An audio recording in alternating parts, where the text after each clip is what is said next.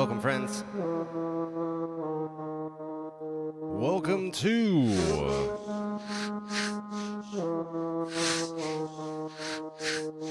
today's Reconsider It live stream.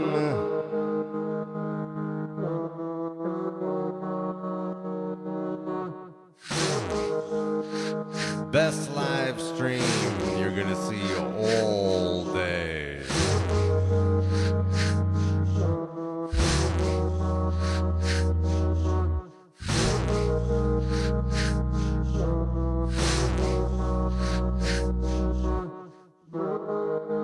And here on this live stream, you are gonna get a very nice hour of some improvised live looping, all vocals. We got the foundation of a beat here already. Gonna be building this up over the next hour alongside you. Also, we're gonna bring in the synth and play around with that in addition to the loopers. Man, it's gonna be so good. We might even talk about stuff. Oh, this is gonna be a really great session. It is called Tinker Time.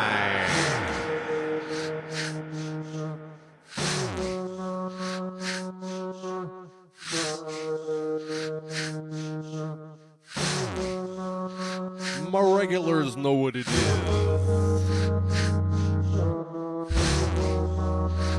Speaking of my regulars, in the place first today.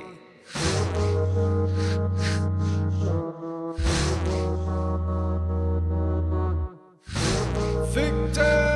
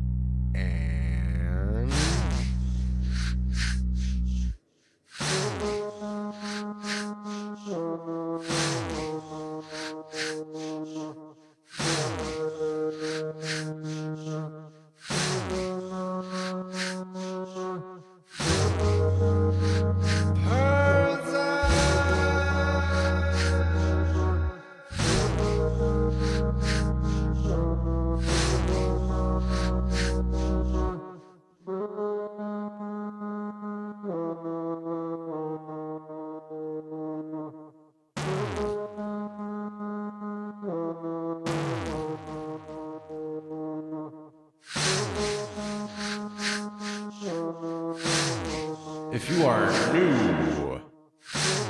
you are new to the Reconsider It live stream, welcome!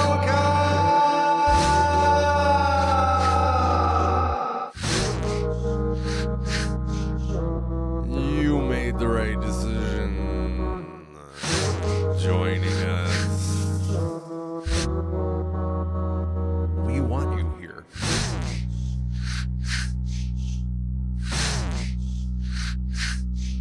Friends, right now we are in a warm-up phase. We are just getting blood flowing. That is all that is happening. There is nothing else at all to speak of whatsoever. There is just us getting the blood flowing.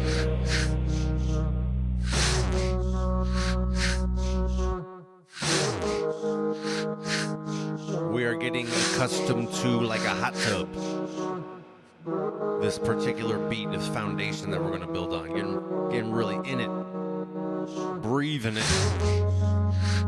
And here in this warm-up phase, my friends, I need to celebrate. I need to celebrate.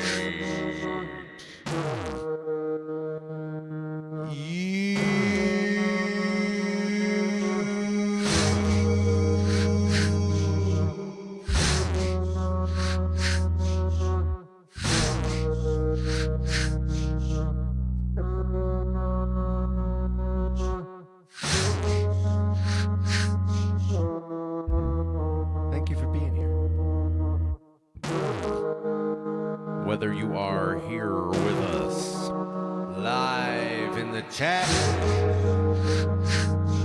or you are here with us live when you are not in the chat,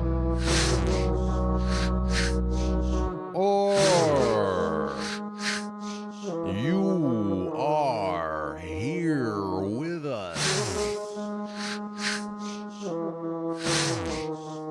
after the live. You are with us on replay. However it is that you are here with us, thank you for being here.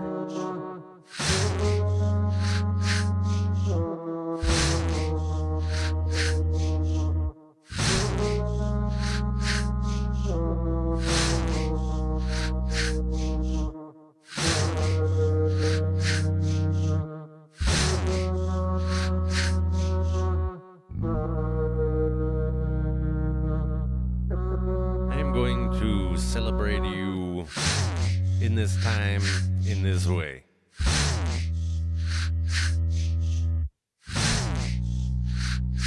First, of course, the most important issue of all is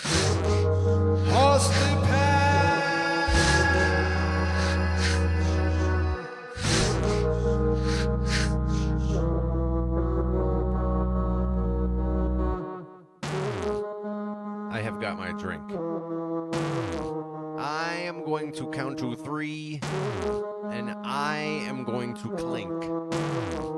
You are invited to join the rest of us as we cheers along and celebrate our togetherfulness. My friends, it begins on 1. That's the really most logical and appropriate place to begin. That's where you would have begun. And you did begun with the rest of us, which is fun. And then we get to 2, and then 3. Yes. 3. Clink. Cheers, my friends.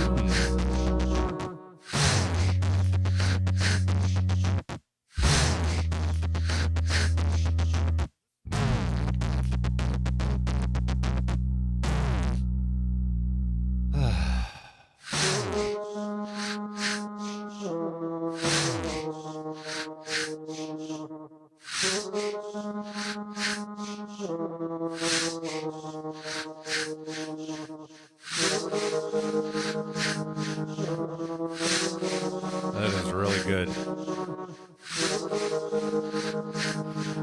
I always breathe a little easier. I love connecting with you like this.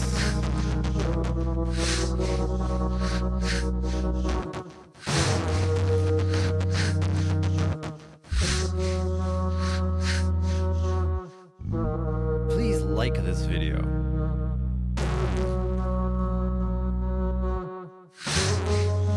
Please subscribe.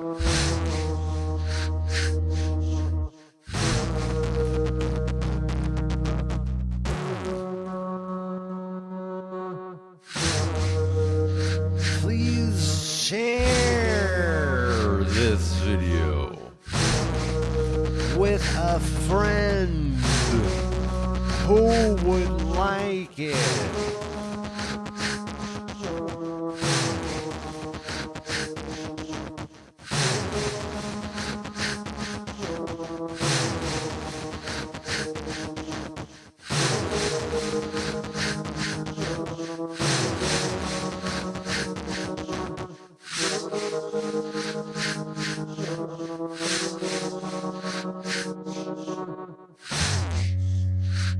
Friends, we have got a Tinker stream on our hands, which is really good.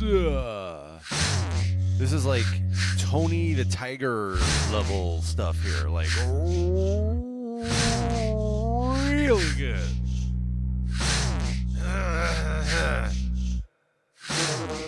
I know that you like it when I clear my throat directly into the microphone. So,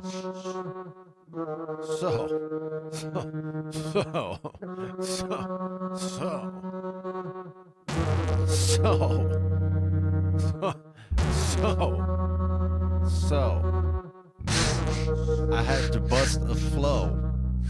What the fuck, you know?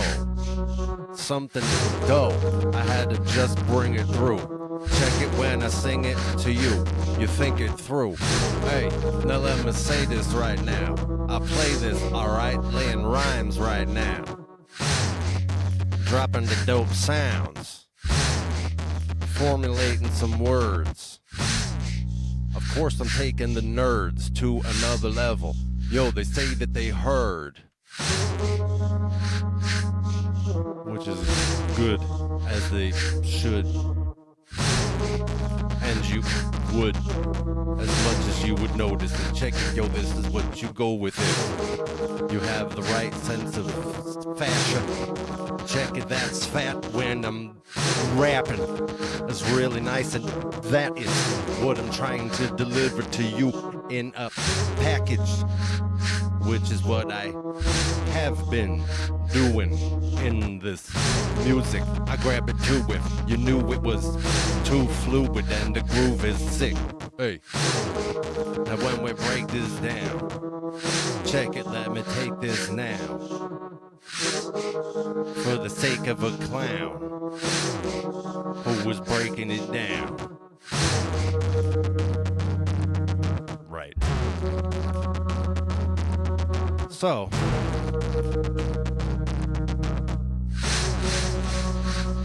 as I say, we have got a Tinker stream, and this is great news.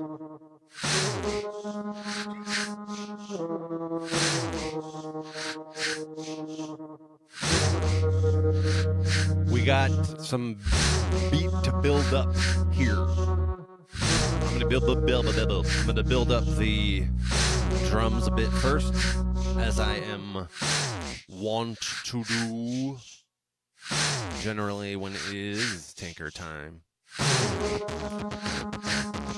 You look at your watch or your phone and you're like, whoa, it's Tinker time.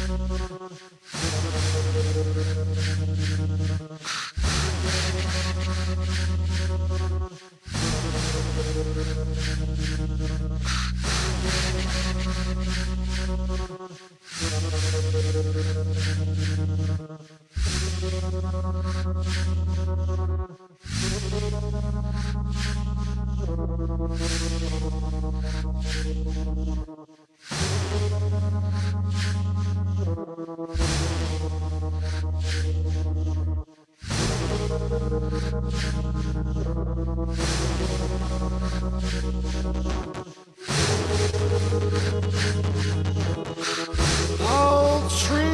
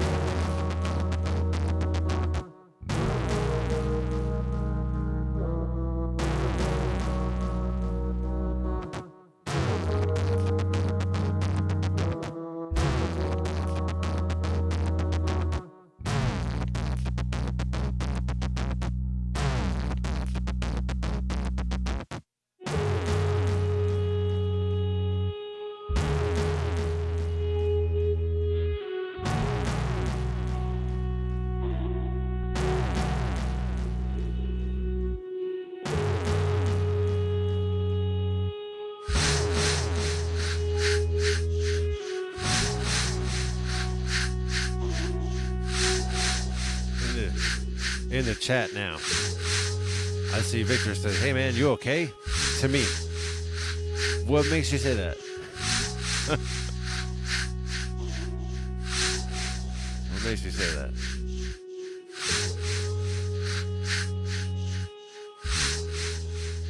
Am I giving off a vibe? Is the music taking a certain tone?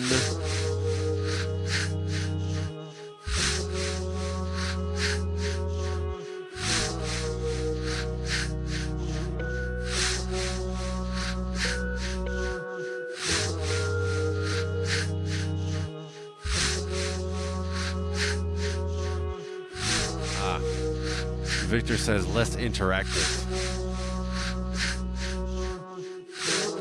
Less interactive, like verbally, you mean? I assume that's what you mean.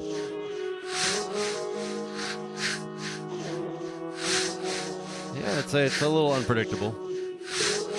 Music is okay. Okay, so it's not something about the music. Yeah. I am a little distracted in my mind. I'm distracted by a couple of things that, maybe this is worth sharing. But part of what happens, I'm not going to say this always happens, but a significant portion of the time when I'm doing music and if I'm kind of getting lost in it, a significant portion of the time when I'm in that state of being lost in the music, or the process maybe is more accurate,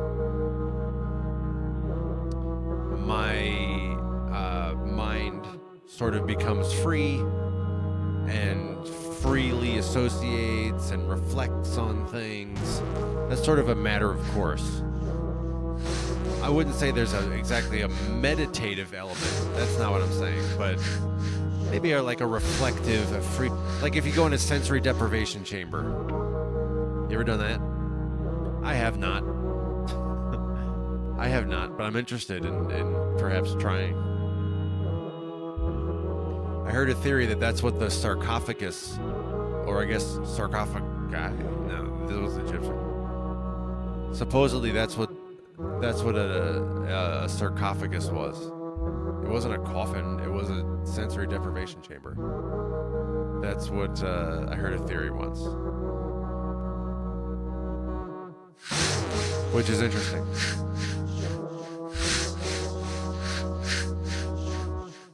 I am not an expert on Egyptian this and that. So I claim no authority on the following thing that I may be remembering wrongly. But is it not true that in the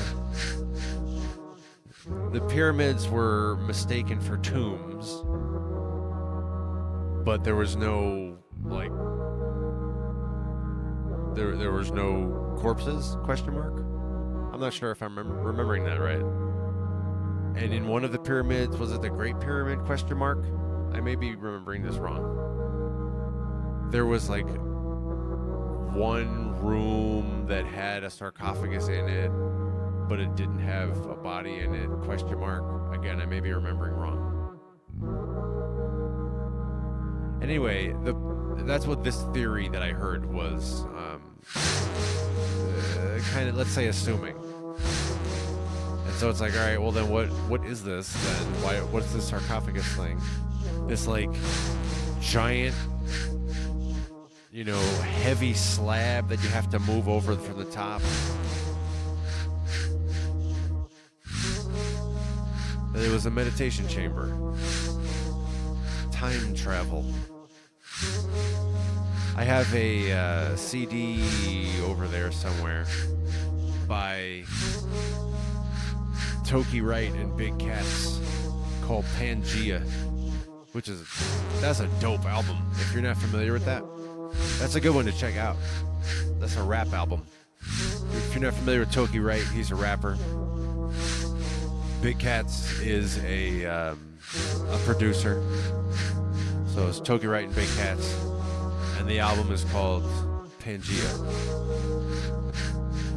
Anyway, I played a show with them once. I played a show with Big Cats, not with Toki Wright and Big Cats. So let me correct that. I played with Big Cats and a guy called Homeless. They released an album also, Homeless and Big Cats. That might have just been a self-titled album. I'm not sure if that had I forget what the title was of that. That was pretty nice. It was like a 7-song album. Pretty tight. Some good tracks on it.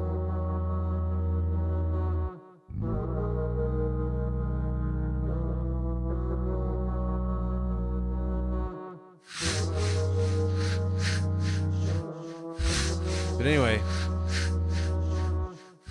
one time when I saw Toki Wright and Big Cats, I didn't play with them that night. When I saw them, I got their CD, I got it signed, and Big Cats wrote, this isn't a quote, this is my paraphrase, I think the Egyptian pyramids were time machines. And I was like, whoa. That was not something I was expecting to get in a signature on your CD. But if you listen to their album Pangea, Toki Wright and Big Cats, that's the artist name. Toki Wright, Wright with a W. Toki Wright and Big Cats. Like lions and tigers are big cats.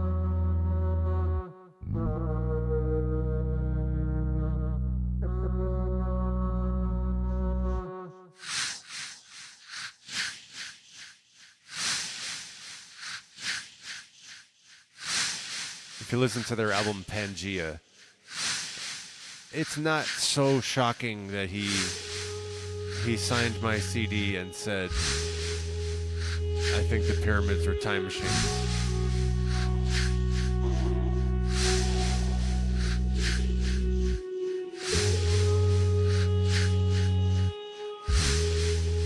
I'm getting caught up on the chat. Victor says it was something in my body language that he was picking up on that made him say, "Are you okay?" Yeah, there was a moment. I'm not surprised that you say that. That's why I was asking, like, what makes you say that? Because I did become aware. There was a moment where I sort of like bowed down. As I say, I get reflective, and I reflected on some things and became a little disturbed and distracted. That happened live on the stream, so you might have seen some of that. I remain disturbed and distracted, but that does not need to interfere with this stream. That's something I will need to spend some time on, I think.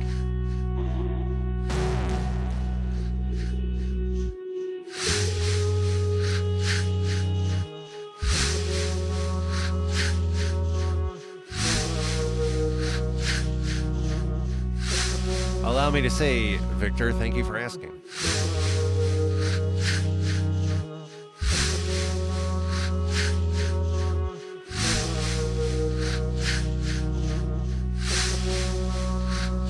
Victor also comments about the stuff I was saying about the pyramids and such. He says, yes, you're right, that there were only very, very few graves. It wasn't, the original traditional narrative that they were tombs was a mistaken assumption. Victor says they might have been power plants, the pyramids, the Egyptian pyramids we're talking about. That's something that is always a rich subject matter. I don't know much about Egypt. There's a television series that was, what was it, like 8 episodes or something, 12 episodes, I don't know. But it was a series called Magical Egypt. And it was like these hour-long episodes of, it's this guy who studied ancient mystical Egypt and who was acting as a tour guide on site. So he would go do, as I say, these like an hour-long episodes where he would be like, all right, let's look at this, temple. And then he would talk about it from a mystical perspective. And one of them, I remember one of the episodes was dedicated to some, I couldn't recall for you what the name of this was, but it was some temple. But he showed through his analysis how the temple rooms and such. This was not a pyramid, by the way. It was just some other, building. Or no, it was more like a connection of courtyards with some buildings, I believe, question mark. Anyway, the building, the walls, the portions, the boundaries, everything in this complicated building had the proportions of a person. And so he showed how, like, okay, this ceremony was conducted in this room, and you notice how that is the heart, and that's why blah, blah, blah, blah, blah, blah, blah, blah. And this other thing was stored over here, and you notice that's the brain, and or whatever. And he would go into it for an hour. And I found that to be highly stimulating. I was going to say stimulando, but I didn't go that way. So I was like, oh, wait, try to recover and say stimulating. And it didn't quite work. I said stimulating or whatever I said. Anyway, that series, 8 episodes, 12 episodes, I forget what it was. But it was an entertaining time. It made me want to go on a, what do you say, tourist tour? I don't know what you'd call it. But to go on one of this guy's tours, because he was literally a tour guide, and this was just him doing, like, probably a lot of people would want to hear all this stuff. So he made a series out of it. Unfortunately, he passed away a number of years ago. I actually looked it up because I was like, oh, you know what? This actually would be pretty dope if I could go to it. But when I looked, I think there was some last video or a couple of final videos that he did. And he was looking somewhat worn out and run down and, I want to say like flaco. Not emaciated, that's too strong. But something like that, like visibly thin. So, it's a little sad. But if you're interested, that series, I know the series is called Magical Egypt. That's the name of it. It's a television series. It was on something like, I don't think it was on PBS, but it was something of that ilk, the History Channel or something like that.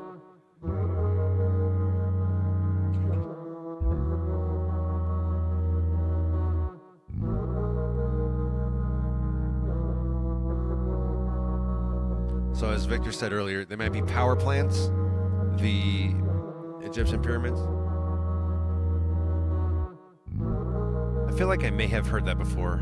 Were they batteries, or they can channel electricity or something like this? I heard some theory that they were like sound resonation chambers. If you look at, I don't know, was it the Great Pyramid, question mark? I don't know which one. But it's rooms. And there's like a thin pipe that a person can't fit through, but it's, angled at a certain whatever way and this and that. I don't know the details. But it does resonate with music. Just the building itself, the entire pyramid, is structured this way. Apparently. I mean, I'm not knowledgeable about that, but I believe it's something along those lines.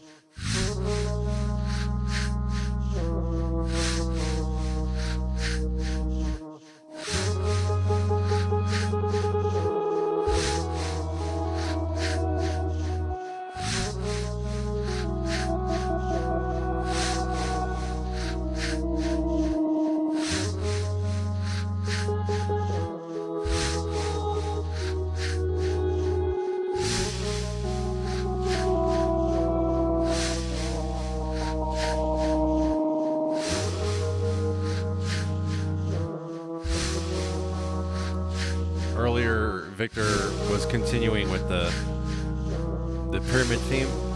He said along the lines of power plants, apparently there were traces of mercury they found. Yeah, I don't know anything about that. I'm so not knowledgeable about that topic. How about some alien stuff? Says Victor. Yeah, it's easy to say that. Associate the pyramids with aliens. That's a very short leap in the mind.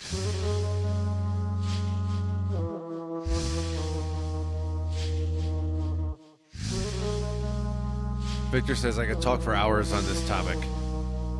I don't know that I could talk for hours on that. I mean, I've mostly just said everything I know. Well, maybe not everything I know, but I'm really not knowledgeable on the topic of Egypt. It's impressive, you know, everything I've ever seen from... And actually, you know what? Look at this.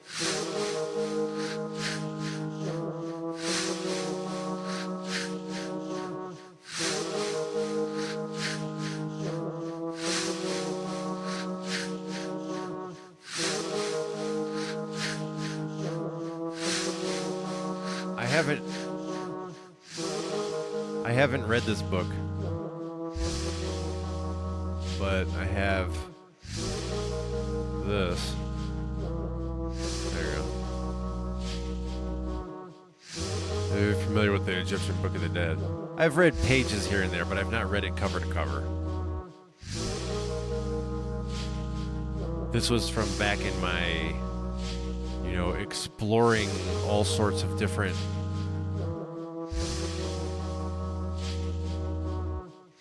mysticisms, where I've looked through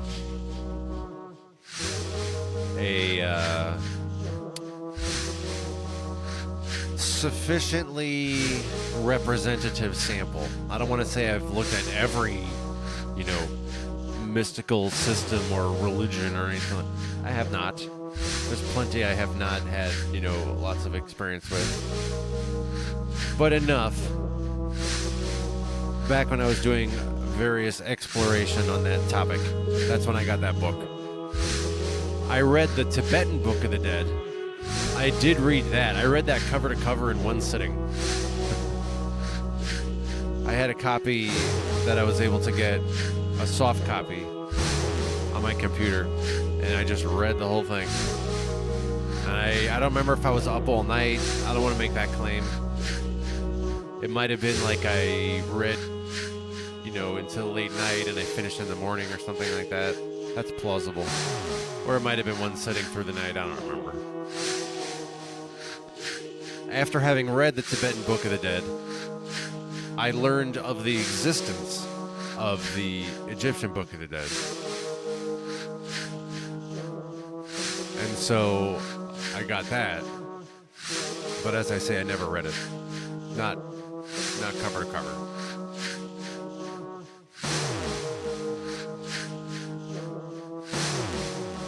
All of that is before I was so fortunate to be blessed with learning the Holy Torah in detail on a daily basis, which I have been doing for a couple of years.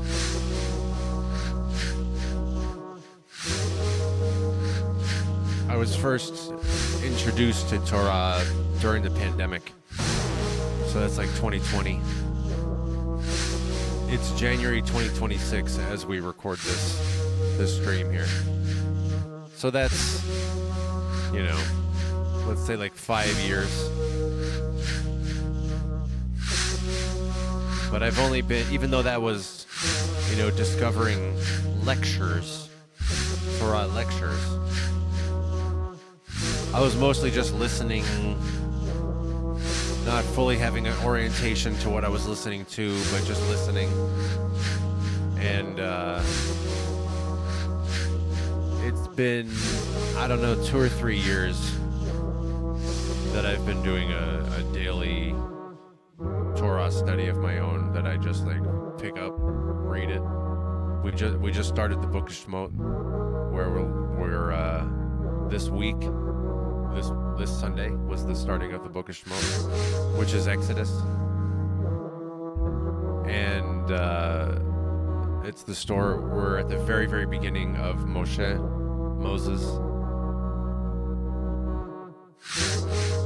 He was just born, and he went and, observed the plight of the oppressed Jews. And then he had to flee the country of Mitzrayim, which is Egypt.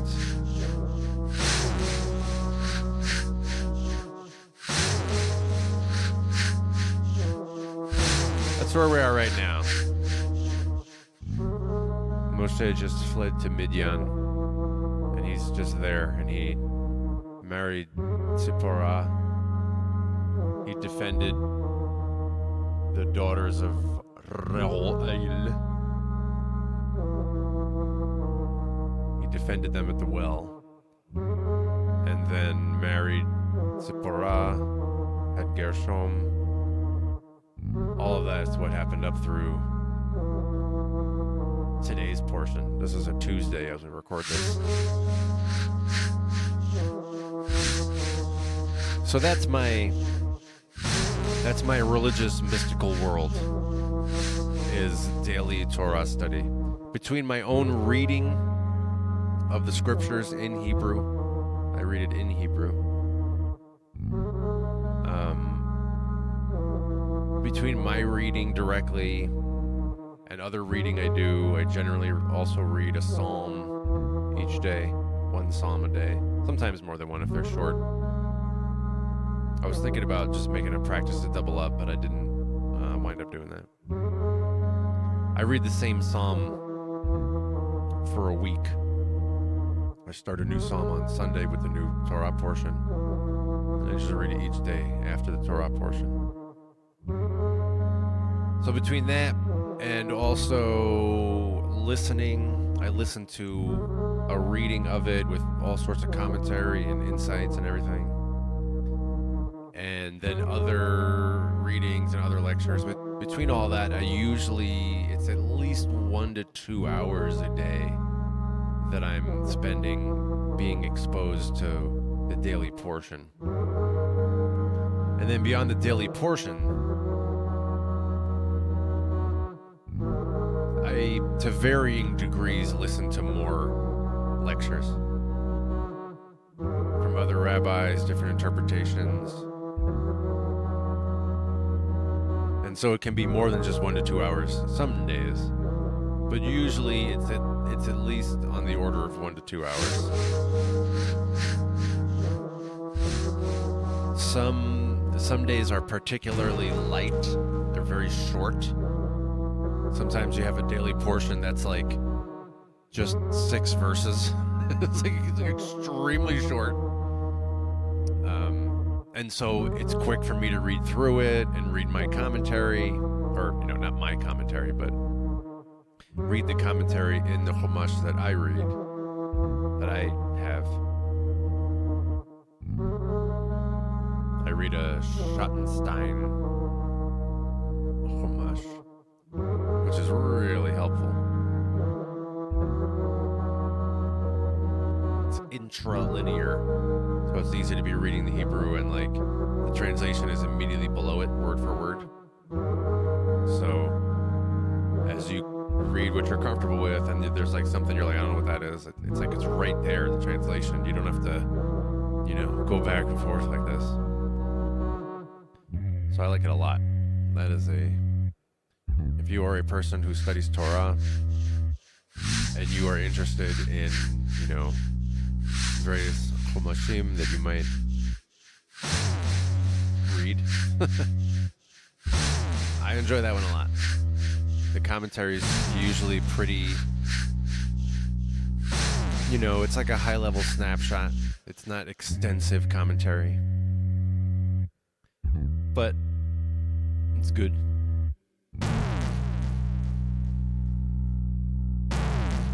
if you are someone who's into Torah, in my Discord, I have a invite-only channel where I post my translation of the daily portion each day.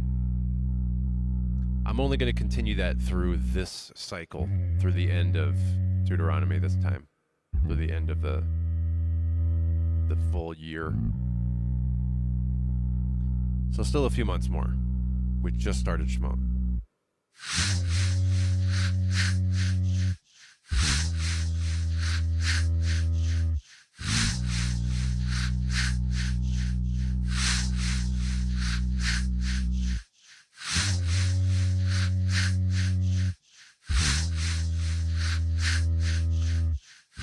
Going back to getting caught up on the chat here, I see Victor is talking about ancient Greece.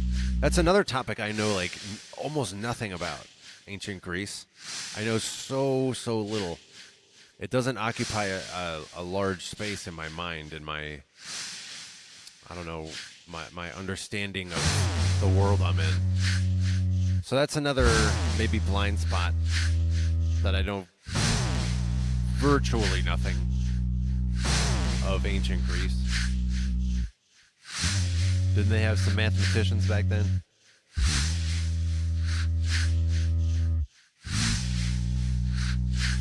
Victor says, I like the History Channel. I'm not very familiar with the programming on the History Channel.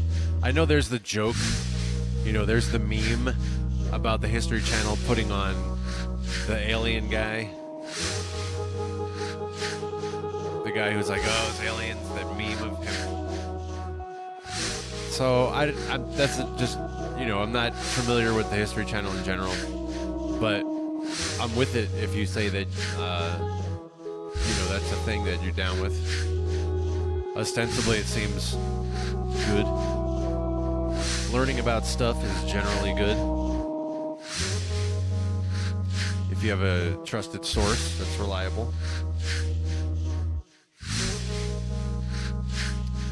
Victor continues in reference to something that I mentioned earlier, that the pyramids were these sound resonation chambers. ? I'm not making that claim. This is just something I've heard. And Victor builds on that and says that sound waves were important to many belief systems. Some even talk about opening up portals and more. I am very interested in that. As I said earlier, when I was in my early phases of studying different systems, different mystical systems and different mystical experiences and, magic, I used to study that kind of stuff. One of the areas that, let's say I was lightly casually interested in, but didn't really, I shouldn't say study, but was a series of books, The Teachings of Don Juan, and it was like a series of, 9 books or something. I had a friend in college who was really into that, and so he introduced me to that book series. And I read, 4 or 5 of them. I forget how many. I own 2, and I see them right over there.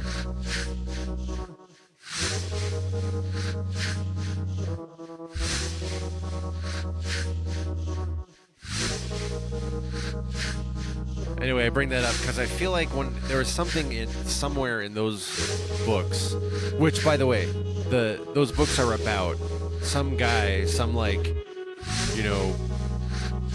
naive American guy who, I'm going to totally butcher this and just make stuff up. At some point in his, earlier life, 20s or something, ? I may be way off.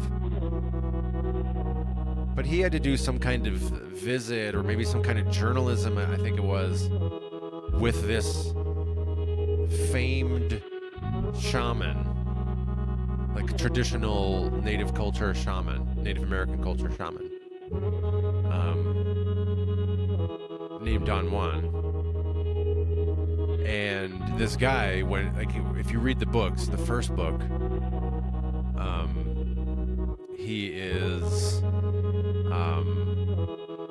like, oh, you know, traditional American attitude. Oh, let me think about everything in terms of, you know, physical reality. And he goes down and just meets this Don Juan guy and does mad drugs, and the books go through how Don Juan like explains what's happening and gets him through these experiences, and so that's what the books are about. I believe they're fictional, but I don't know if there's some kind of I don't know if there's an element of truth anywhere in any of it. I believe they're fictional. So in any case, I believe somewhere in those books, or maybe I'm totally making it up, there's something about sound and sound resonance. That's what made me think of when Victor hears talk about sound waves. Victor says, I like the t-shirt. Thank you. Thank you. This t-shirt. This is a DC. This is DC comics from like 2016 or something. 2017, maybe 2018 or something. This was a series in DC. If you're not familiar with comics in general, by the way, I love comics. I am such a comics person. At this point in my life, it's less about reading the comics with all the time I have. With the time I have to read, I read Torah. Or some other, you know, Torah-related thing. But I do read comics still sometimes when I have the time. And if you're not familiar with comics, the way DC and Marvel, at least, the way they work is they generally have an event going on at all times, a so-called event, which is just like a theme, a big, you know, all the stories across all the books are dealing with this overarching thing, and you have like crossovers between titles and stuff like that. And Metal was one such thing that they did for I don't know how many months, not that long. What was it, like 6 months or something? 8 months maybe? I don't remember. And it was you know, there was plenty of corn. It was really like almost mocking, but in another way glorifying, like 80s metal type stuff, Vikings with an axe, you know, this kind of stuff. And this went on for a couple of months in DC Comics. It was supposedly about... It was about... what was his name? It was some kind of, like, bat demon. And it was kind of centered around Batman. As a lot of DC stuff is.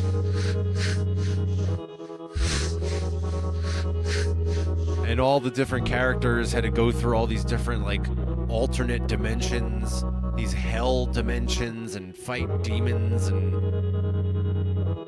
there was the, there was a dark multiverse. That was the concept. So it was like everybody really just, you know, there's so much multiverse, everything all over the place all the time. And so they came up with this new idea now of a dark multiverse. And if I recall correctly, the dark multiverse was just like failed universes, or universes that couldn't be sustained, and they just were like failing and dying, and in this like nether region of multiversal space. If I remember correctly, something along those lines.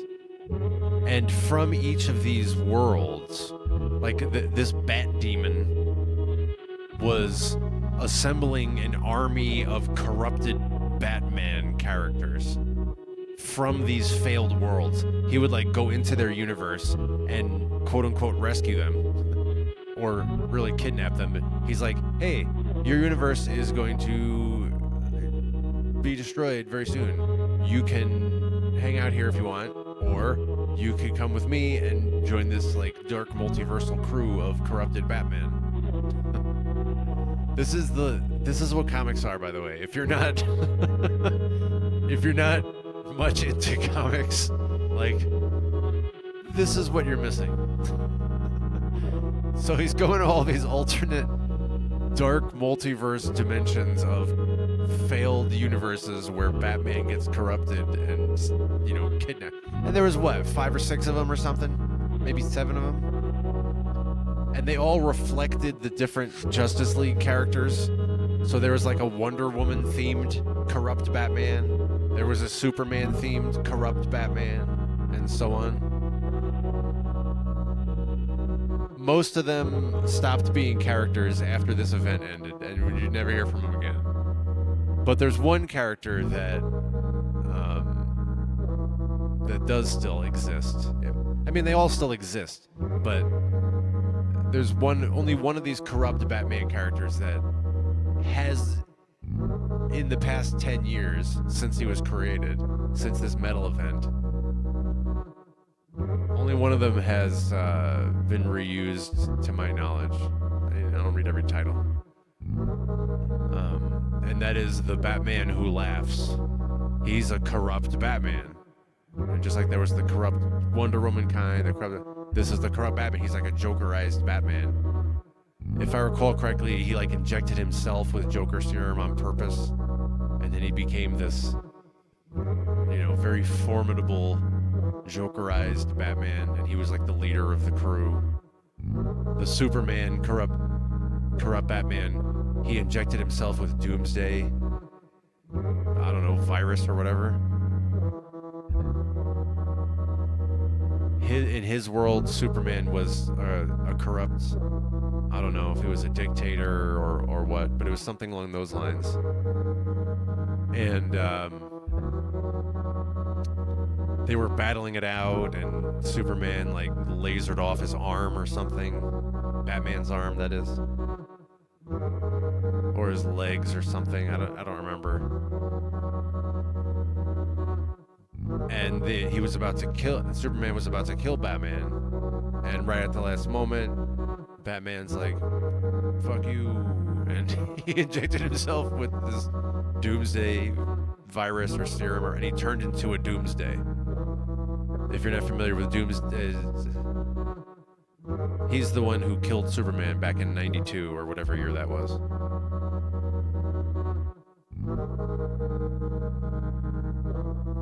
So Batman became this, like, what do they call him? Devastator? Is that what we call it? The Devastator Batman? The Wonder Woman one, Batman, I believe, put on, like, the helmet of Ares or something. And so he became this, you know, Wonder Woman level Greek god type of character. The Flash one was dope. The Flash one, I think, might have been my favorite out of the lot. The Flash one, I don't remember, actually. I forget how he got the powers, actually.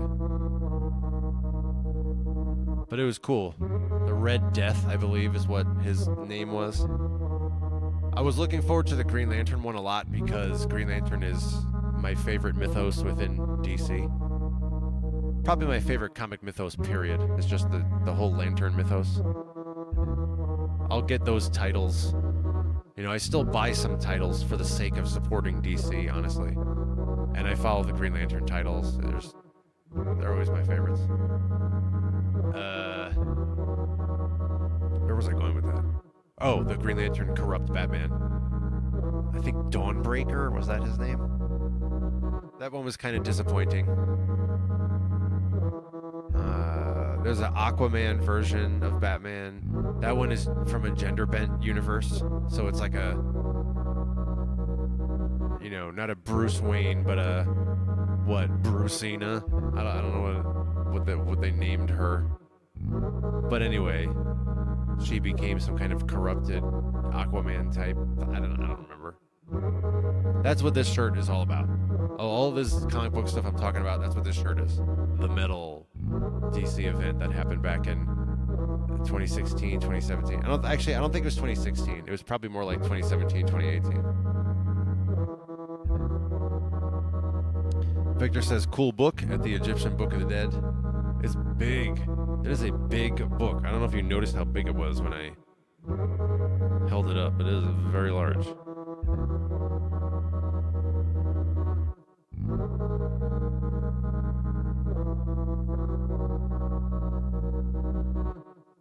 Here's a normal size book. And then here's the Egyptian Book of the Dead book. Look at the size of this thing. This is enormous. It's absolutely gigantic.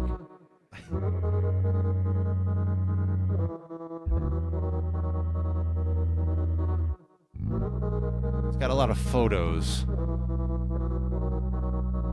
So, you know, that's why it's so big. I have no idea how to read hieroglyphics. I couldn't possibly have less of a clue. I believe they're read top down, question mark? I'm not sure.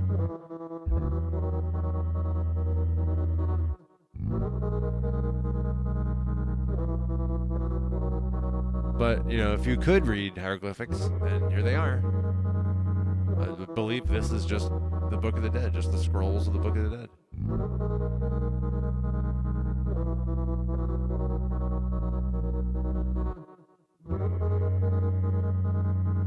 I don't know about that stuff.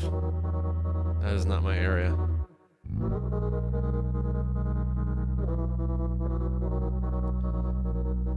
Victor continues and says they discover so many things with all new technologies, like how we're having this ongoing conversation about the pyramids and different interpretations about what they might have really been, and you know, nobody knows where they came from. Oh, you know what? One of my favorite things is not to interrupt this chat message from Victor.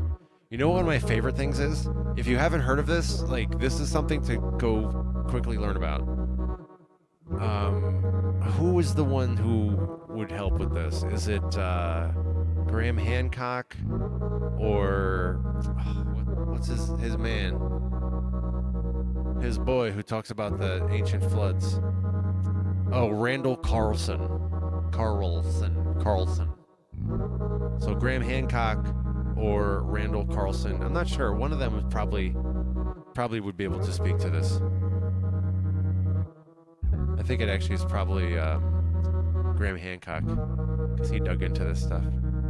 If you don't know who Graham Hancock is, he is I think he was a writer, like a fiction writer. I might be wrong about that. And he had to research, I think it might have been Egypt or the Sphinx or something, but I could be wrong about that detail also. And when he tried to research it, he discovered that he wasn't getting good information, question mark. I'm very much butchering the story here. Anyway, the short version is that after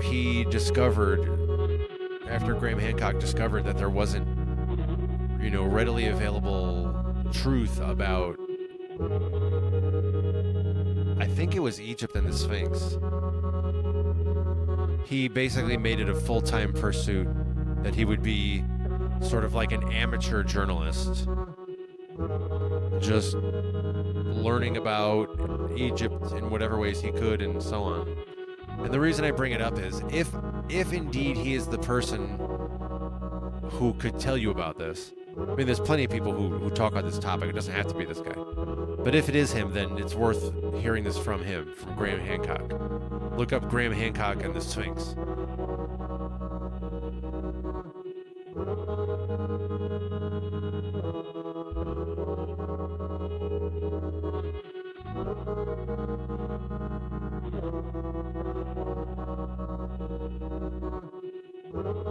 Yeah, that's right.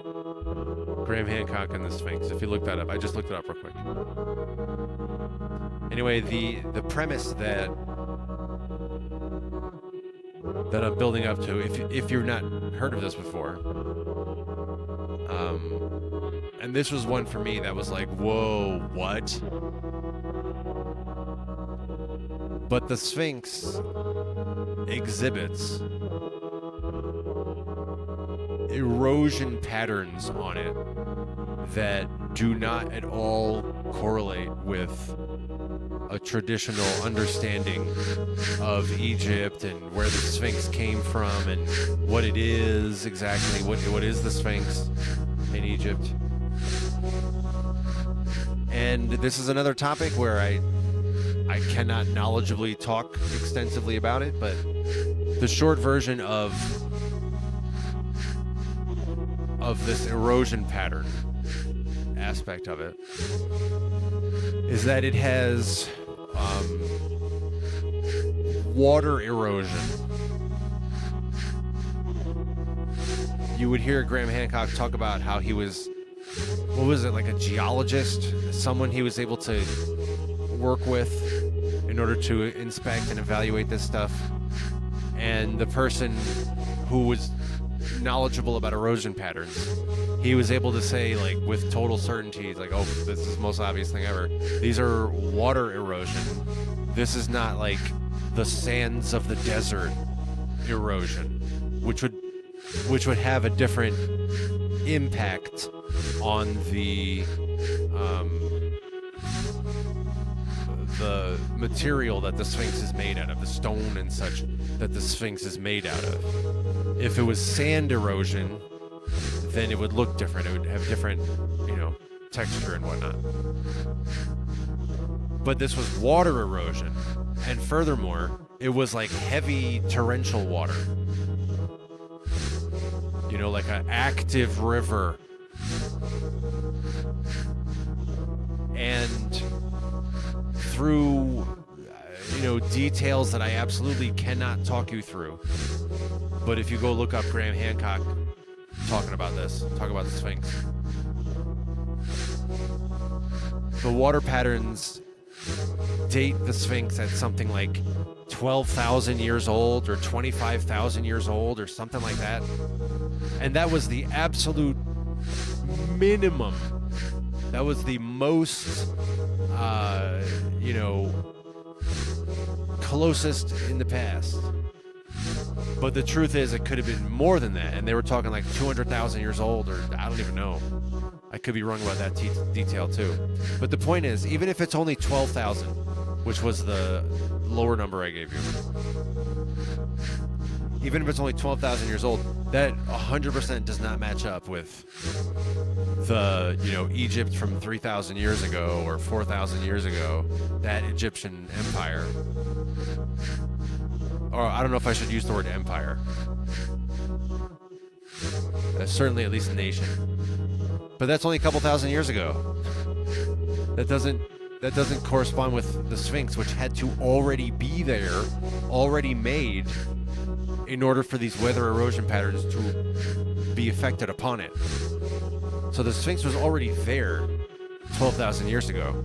We don't know, was it made 12,000 years ago? Was it made, 300 million years before that? And it's just been here for a very long time. Like, 300 million is probably a bit too aggressive. But, I don't know, significantly longer? So as I say, that was one of the things that made me say, like, oh, wait, hold on, what? I like those moments, by the way. That's sort of what my artist name is meant to evoke. The word reconsider it is meant to evoke in you a sense of, like, let me part with my assumptions about,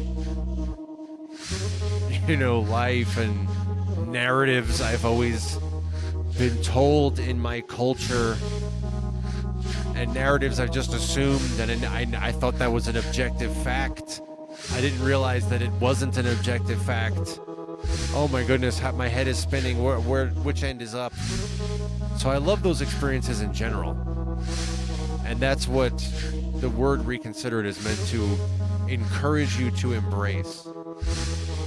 This sense of, like, hey, hold on, I'm being uprooted from what I thought was a reliable stability.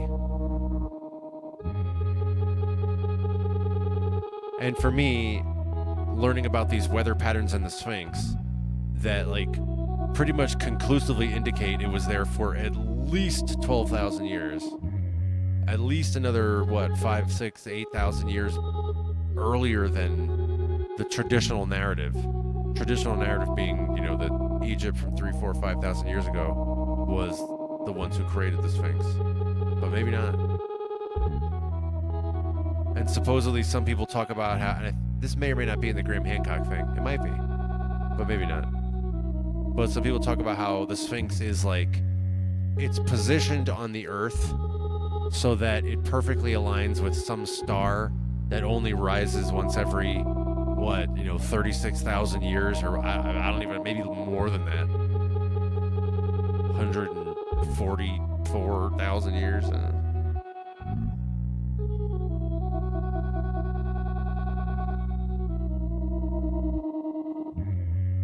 So that stuff's pretty wild. And if true, then that suggests and indicates that there was some kind of intelligent presence. And that's, again, if you're not familiar with Graham Hancock, that's kind of his trademark, is the lost civilization that we don't know anything about this old culture, this old civilization, this old city. We just don't know anything about it. But look at this evidence here that shows us there was something. This giant sculpture, this Sphinx, this didn't just spontaneously make itself. Doesn't it? We don't have to talk about aliens necessarily, but just it could have been a previous human civilization. It might have not been a human civilization, but it was, some kind of intelligence.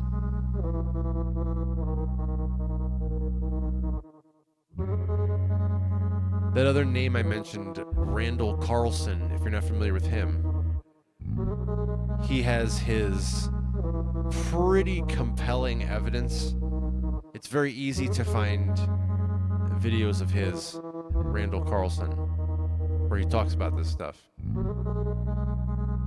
But he's got a lot of content, so you'd have to find some kind of like intro lecture or something that just sort of gives you it in a half hour or an hour. He's like, here's the short version of my whole story. That's what you want from him. You don't necessarily want to dive into like all of the minutia that he posts 4-hour videos about. Anyway, my terribly telephone butchered version of his story, Randall Carlson, is the idea of the Great Flood.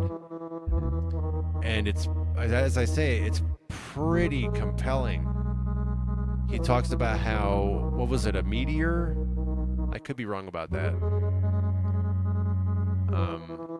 But something was struck in the northern part of North America, like somewhere in what is today Canada. And this happened, tens of thousands of years ago. This was not recent. And as the meteor or whatever it was hit this glacier that was in what is now Canada, it just like very quickly superheated the glacier and caused a enormous flood that had this like, glacier-sized flood moving at an enormously fast speed and like boiling hot because it was created by this meteor that struck it. And that's just like flooding all of North America. That's the story that Randall Carlson brings. And he shows all this evidence with his is it geological? Is that the word you would use?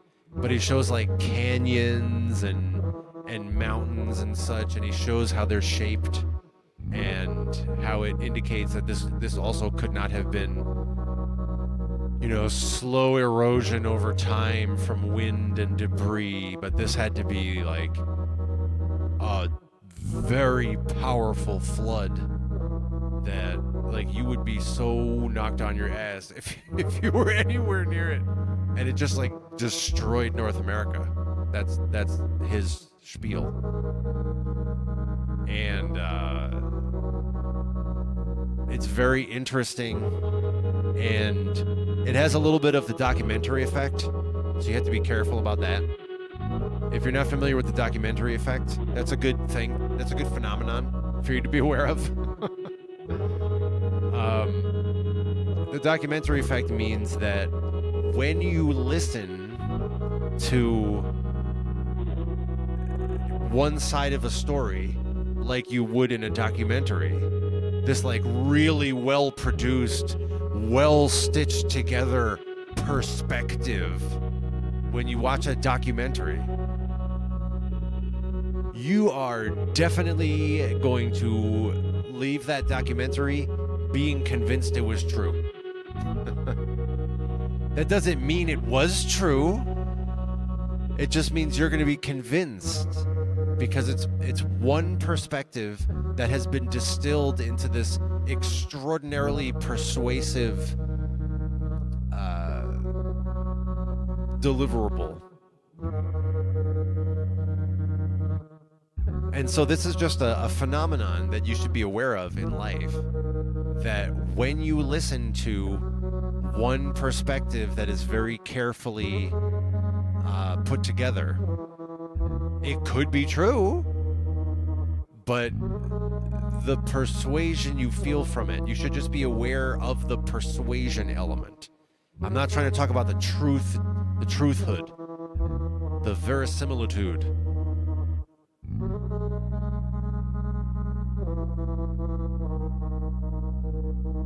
But the persuasiveness. So you should be aware of that, just for your own like brainwashing purposes. It's okay if you do, choose to indulge in whatever thing you trust, but also beware, especially in the age of, social media, outrage, news, fake news, all of this like negative persuasion that's flooding us on the internet, at least. It's good for you to just have some sort of persuasion basics. Some persuasion ABCs. Persuasion is a thing, whether you're aware of it or not. You are being persuaded most of the time if you are in any way engaged in any kind of culture, anything. You are the subject of a lot of persuasion. And so persuasion isn't necessarily, I'm not saying persuasion is always a bad thing, but I am saying it is a dimension of reality that you will benefit most if you have awareness of the dimension of persuasion. You know that it's happening. You can have awareness between different people you interact with, and you can understand when somebody's using a lot of persuasion on you, a lot of persuasion technique on you. They might still succeed at persuading you because these things work, these tools work. But the more aware you are of it, the more you can, like, let's say, distance yourself from the person. If you don't, that is to say, if you don't want to be persuaded by them, assuming that's the case. Someone can be a benign persuader, someone you trust or love. You might accept their persuasion.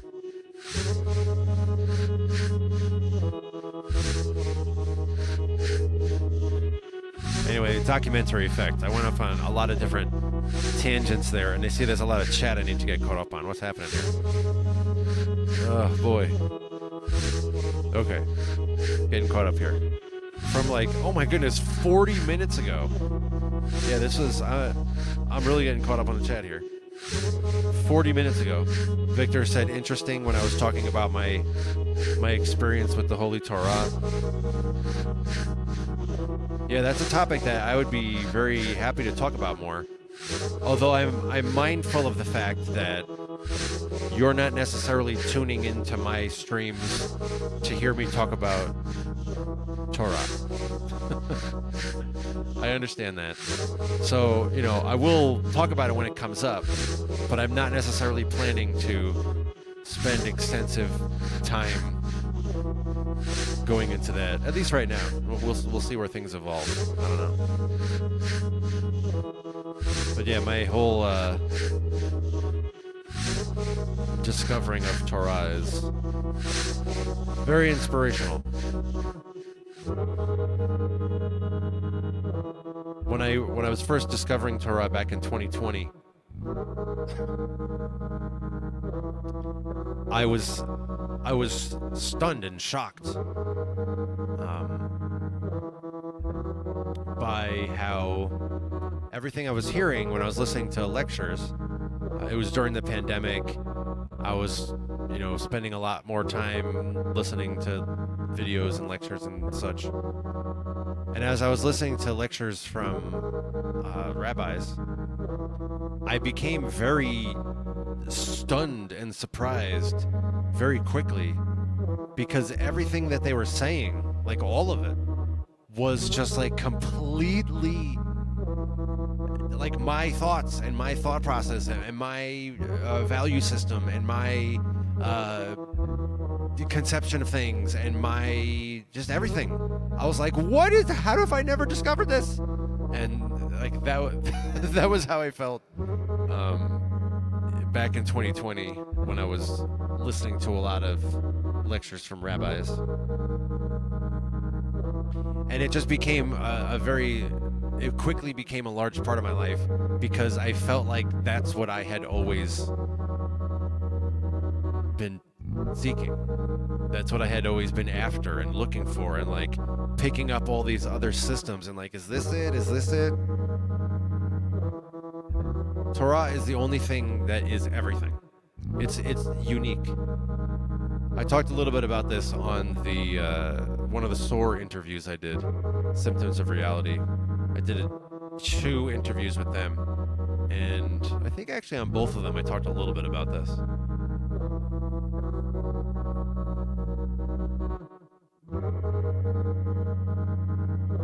But Torah and the story of the Jewish people is unique in like all of human history. It's this like unexplained phenomenon, and so for me to have this experience where I say like it came to me when I was 40 years old, which by the way, that's a thing. That's a thing in Jewish culture, that there's a pattern of people who have had an awakening at age 40, or they've had like an exposure, a revelation of Torah at age 40, and that happened to me. And maybe that's a coincidence,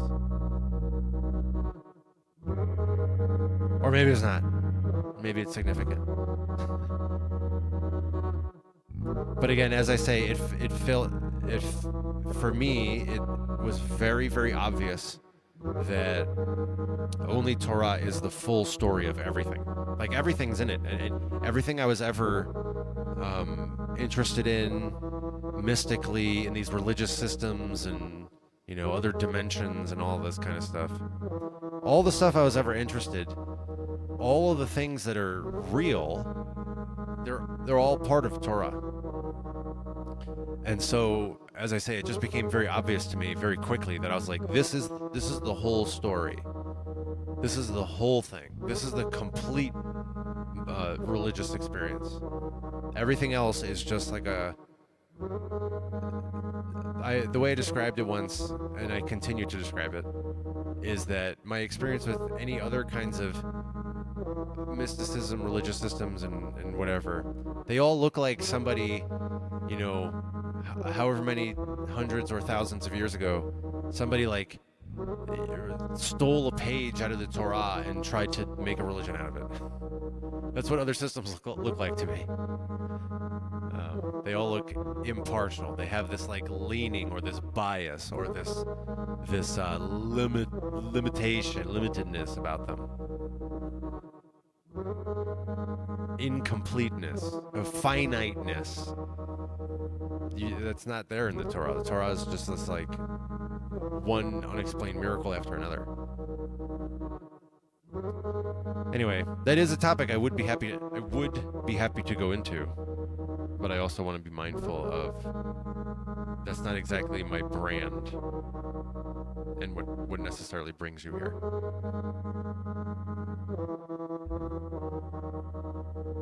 Going back to the pyramid topic, Victor says this one's only about 20 minutes ago, so I'm getting more caught up on the chat, which is good. Victor says there's a lot of pyramids, not just in Egypt. So like South America is another area where there's a concentration of very large pyramids. Yeah, isn't there, I don't know, maybe Victor might have said this in a later chat.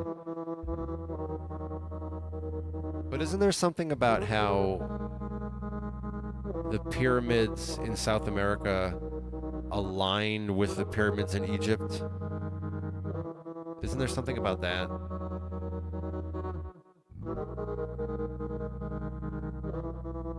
And some people use that as a suggestion that perhaps that reflects when Africa and South America were together. And then when there was a split, that's, you know, we see that reflected in these like patterns that match across pyramids and other structures between the two, South America and Africa. So I don't know. I'm open to hearing that. Once again, documentary effect though. So you got to be careful to not just hear like one very well polished presentation and then say, "I feel persuaded, therefore it's true." It could be true. It could be, and maybe that's why it's so persuasive. But just being persuaded doesn't equate to truthhood. It's possible for something to be persuasive and false. Even if the person doing the talking believes it's true, it can still be persuasive and false at the same time.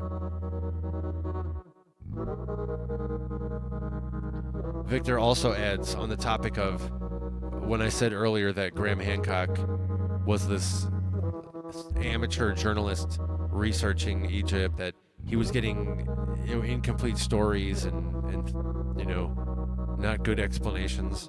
Victor says that supposedly, I certainly don't know this myself, supposedly some Egyptologists fabricated evidence so that they could keep getting paid. And that influenced, why things were placed in the wrong historical time periods. Yeah, that sucks. It's like it sucks so bad how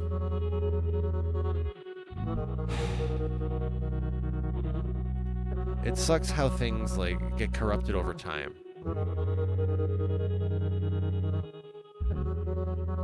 That's one of the glorious things about the Torah. It's been the same Torah that was given to Moshe thousands of years ago. It's the same Torah today, like letter for letter. It's the same, and that's one of the things that makes it so worthy of basing your life on.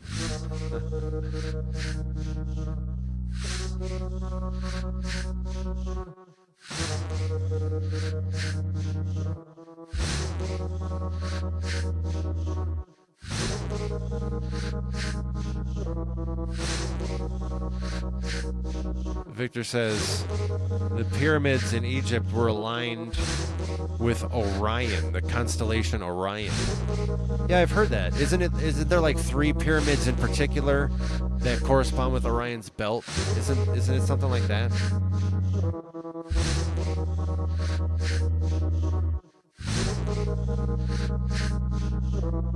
Oh yeah, Victor has the awesome. Yeah, I forget. I didn't mention this earlier, but Victor is mentioning, and I'm getting caught up. This was almost 20 minutes ago. Victor mentioned how there are some cultures who are talking about a star, which we've named Sirius B, But they were talking about this star. They have these like old traditional stories about this star that exists way the fuck out in space. And modern scientists had no awareness of it. But for whatever reason, this are they the Dogon? Is that right? The Dogon, Dogon. Is that? Am I remembering correctly?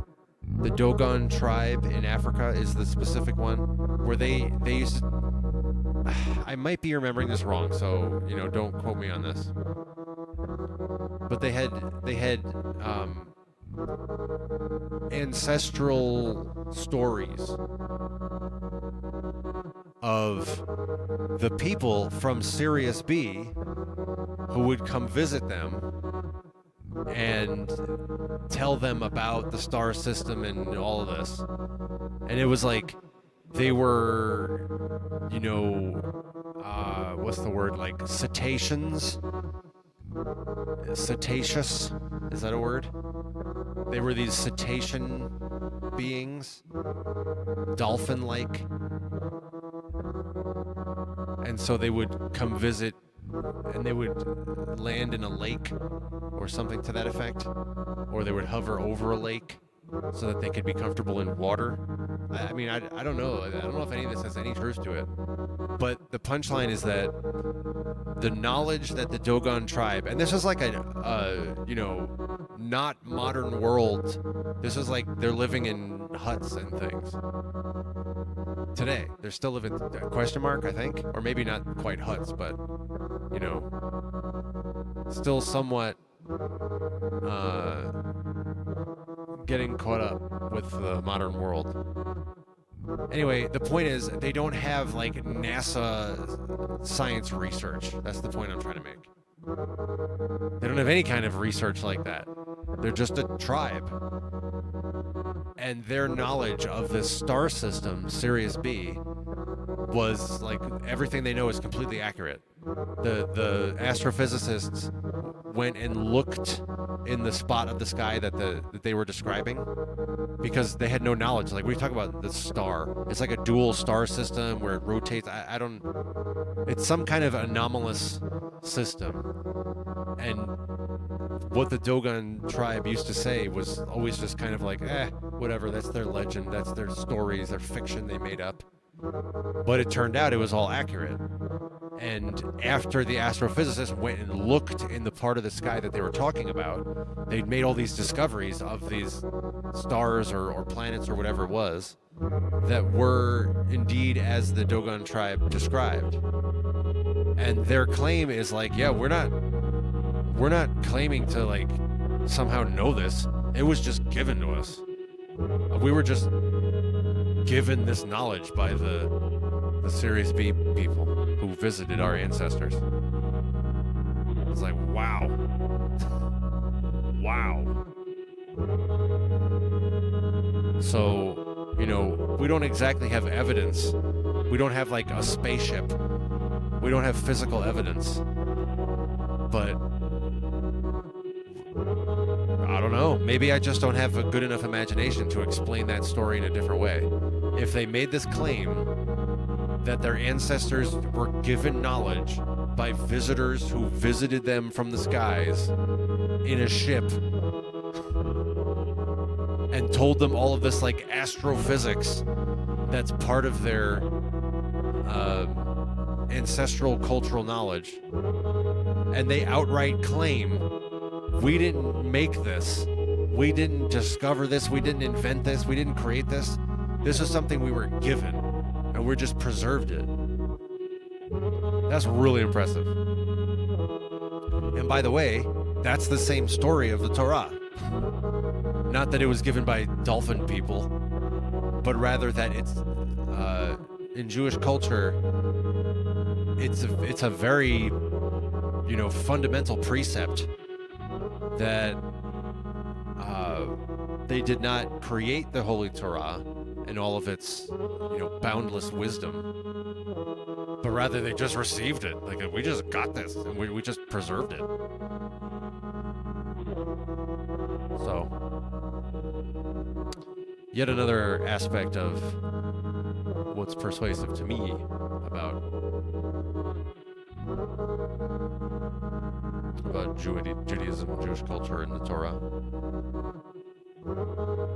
Victor says sometimes people have tunnel vision. Truth. That's real. You know what? Oh, I got that right. The Dogon. Thank you. Thank you for confirming that. We're almost caught up on the chat here. Victor says it is as firmly established as it can be that South America and Africa used to be one continent.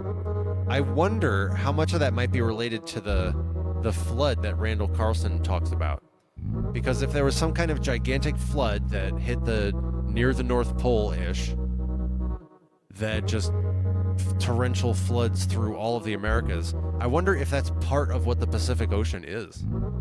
If maybe the Pacific Ocean, partly, as I say. Yes, there might have been the tectonic shifts, and I'm saying that this gigantic flood may have been another factor, one variable among many, which is, any model of reality must have multiple variables.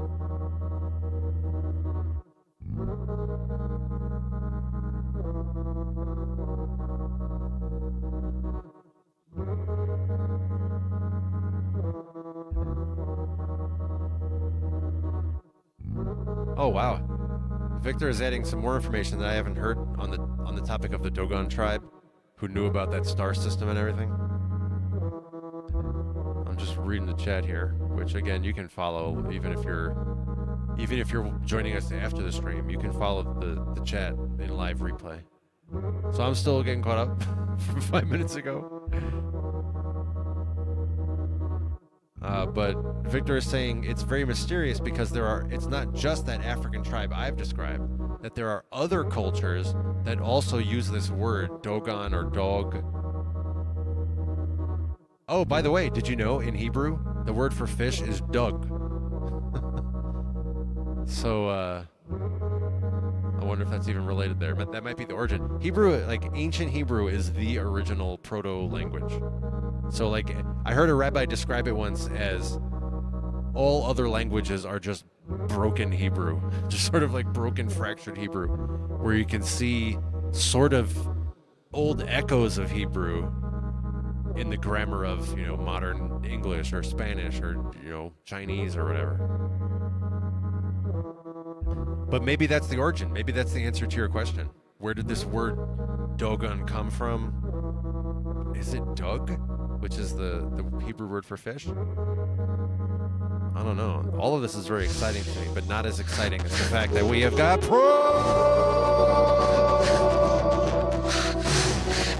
who has joined us right now, which is great. Probes, we are just having like the mad discussion for like the past hour. I don't even know how long it's been. Probably more than an hour, actually. Like only talking about stuff. There's been almost no music. I've been playing with these faders a little bit, but it's mostly just like we are in drone loop session at this point and talking about, man, we talked about a lot of cool stuff today. I got to talk about the Holy Torah a little bit, which was awesome. My history, looking at other religious systems. I got at least one music recommendation in there, Toki Wright and Big Cats. Their album Pangea, which is dope. Toki Wright actually has some lyrics about this. I don't know the name of the song, but there's one song where he talks about Machu Picchu aligning with like Giza or something. I don't know. It's good stuff. Good producer, good rapper.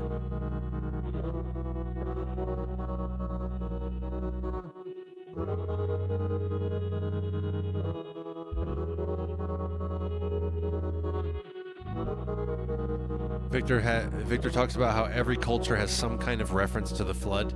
Yeah, that's part of what either Randall Carlson or Graham Hancock talks about.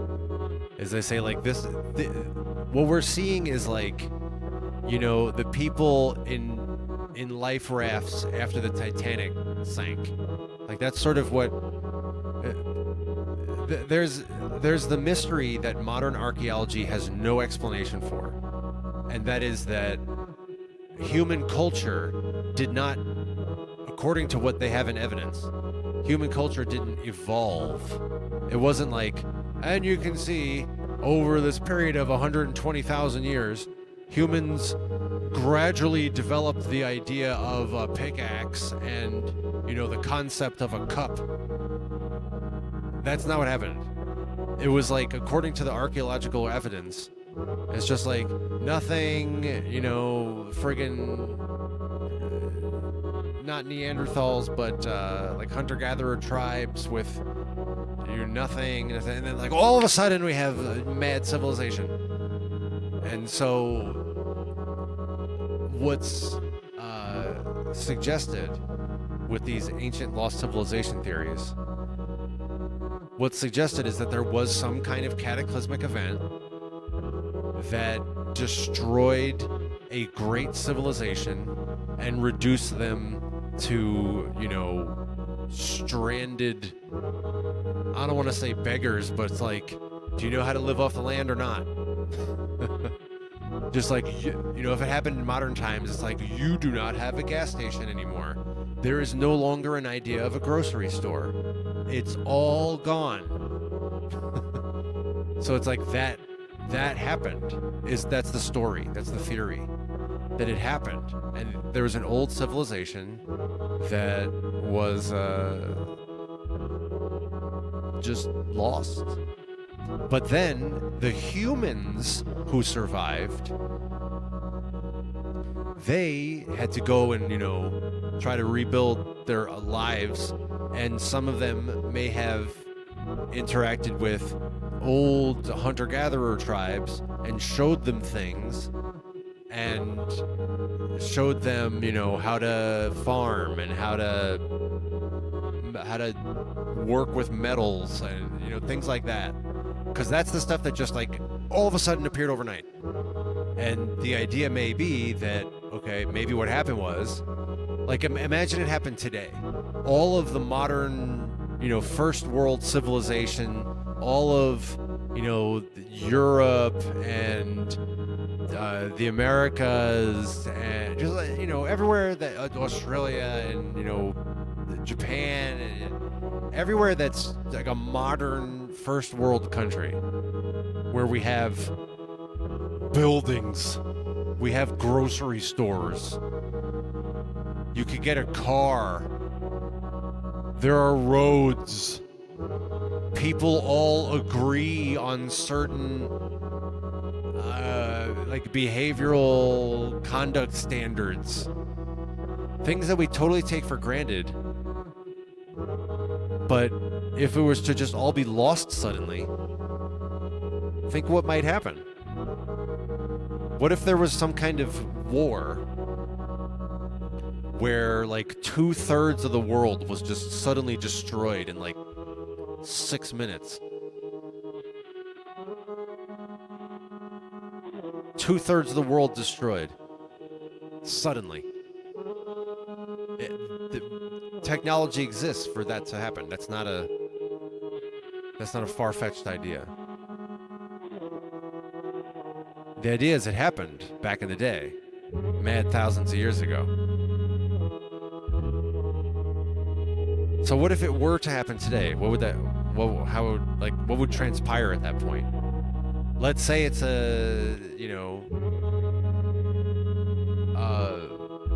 as I say, a war.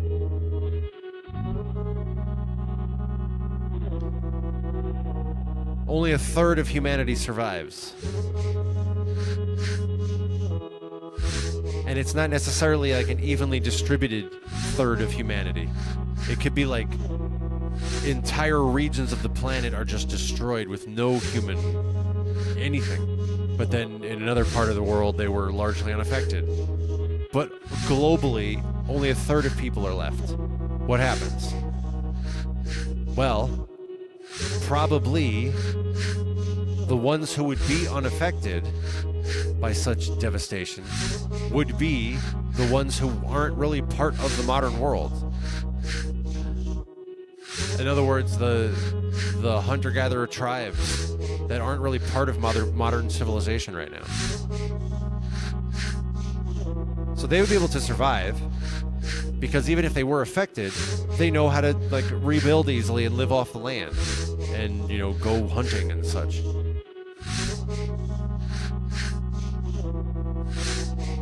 Without needing a gun. Because that stuff, like, sorry, if we're talking about the civilization is destroyed, like, you don't get a gun anymore. That's not part of your, you know, arsenal. Or at least you can still use your gun for a little while. You got to be very judicious about your use.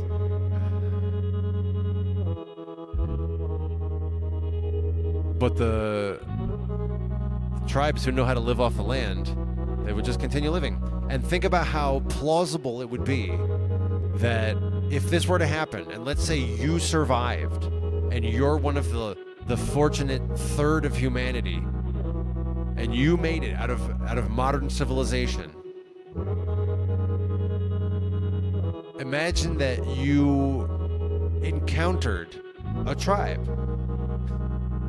You encountered a tribe. And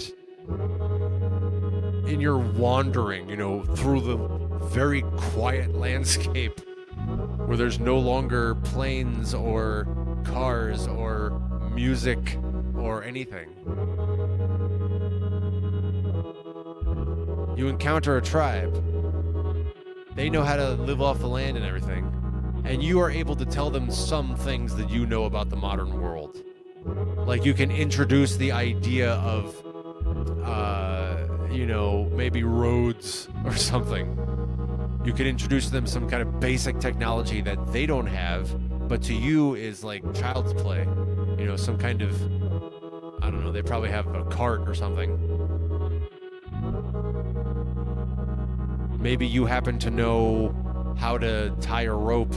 You happen to be an expert in knots or something, and you share that knowledge with them. You show up and you look like this, you know, lowercase g god. Look at all this amazing knowledge you have. You're like, look, you can do this with the rope, and now it's extra secure. You can use this to make more secure housing. They're like, whoa. And now what do you have? You have this sudden step where all of a sudden technology increased significantly. And the idea is that is what happened with humanity, for like in the real for realness. That's what happened in humanity. That it was some kind of cataclysm, and the advanced civilization from that time, tens of thousands of years ago, they came and introduced agriculture and, you know, tools. And that's why in the archaeological records, we have just like, suddenly there's, you know, civilization. It used to be small tribes, but all of a sudden you can have, you know, sustainable, organized civilization.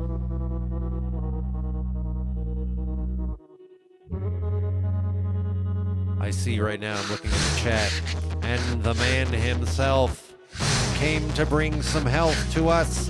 Check it, what the hell, us, we gotta begin with it. It's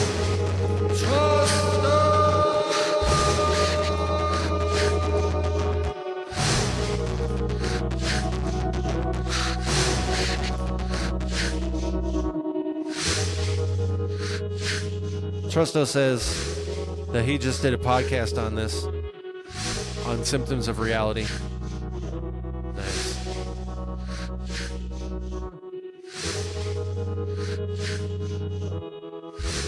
I'm still getting caught up on the chat here.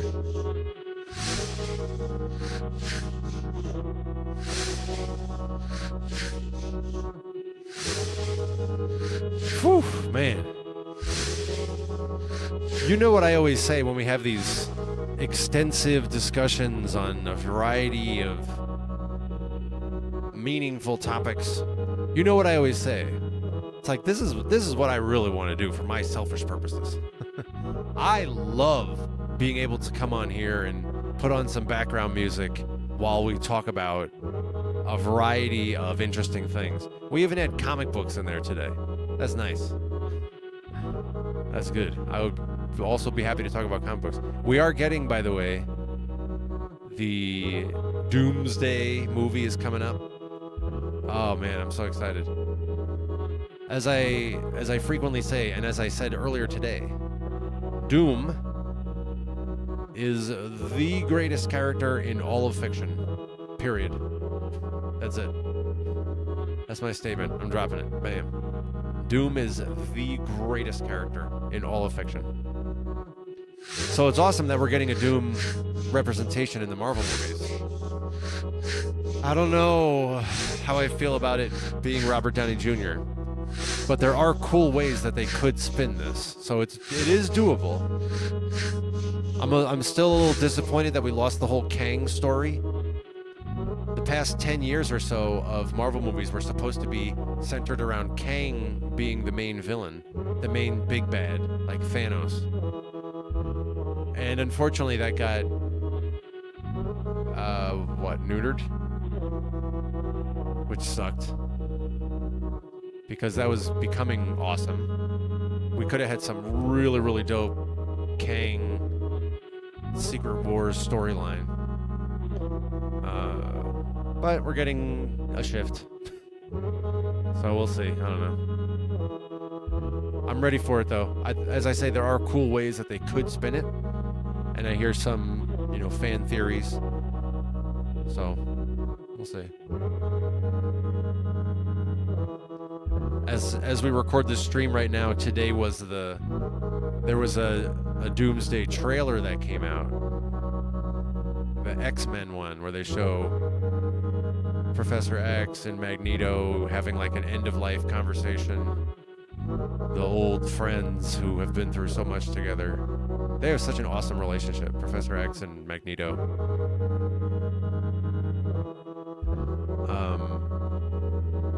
And in the trailer, in the Doomsday trailer today, that they had like Cyclops going, this eye beams from the punch dimension. More awesome comic book shit. The character Cyclops, if you didn't know, the X-Man Cyclops, who has those red beams he shoots out of his eyes. They're not heat. It's not like Superman heat laser vision. Cyclops emits concussive force. So it's just purely, it's like you're getting hit with something. So it's like physical concussive force. And there's a meme, a joke that, like, generally speaking, when it comes to the X-Men and mutants, that mutants get their power from parallel dimensions. That they somehow, their body is like tuning into some other parallel dimension, and it's like a channel or vortex for the energy of that other dimension. And so they say Cyclops is channeling concussive force from the punch dimension. So he's like punching you in the face with his eye beams.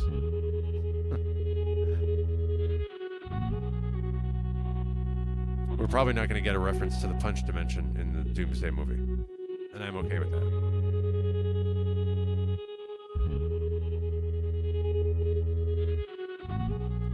Trusto says we got a Steven Spielberg movie that looks amazing. Which one? Is there a new movie coming out? Victor says, sorry for distracting you today. Like I say, my man, like, this is what I want. My preference, my selfish preference. If I, like when I do a stream, one of the things that's going through my mind is I want to give you a lot of value, and I want to make this a good experience for you, and I want to provide you with entertainment, provide you with a community. If you like joining us live and in the chat, this is a nice hangout. I like doing something for you. That's what I'm generally like when I make decisions and I think about stuff. It's through that lens. And yeah, in a Tinker stream, talking about stuff is one of the ways that I aim to provide some value for you. So, like, we'll do it, but if I'm going to be selfish, and think about myself and not think about you, but think about what I want, I want to talk about this kind of stuff. This Tinker stream, including a few recent ones. There's been some other ones recently where we did a lot of talking about these kinds of profounder topics. For my selfish reasons, this is what I want. Here's my ideal for streams. Can we get there this year, 2026? Can we get to like 1,000 subscribers and have the following? Where we have streams where we consistently have like, let's say 15 or 20 people hanging out and having active conversation about these topics that I'm now talking about and we've been talking about for the past hour and a half here. That's great, an hour and a half of awesome topics. But that would be my ideal, if we get to a state where we build such a strong culture of this being a cool online hangout, a place to come and, you know, if you want to just listen, that's cool. A lot of people do just listen. If you do want to be here in the chat and participate in the discussion, we have 15, 20 people who hang out. That's what I'd like. That's what I'd like to work toward and build up to. I want to provide that value for you. And as I say, for my own selfish purposes, I like having these discussions. So I would love to be able to lead these discussions.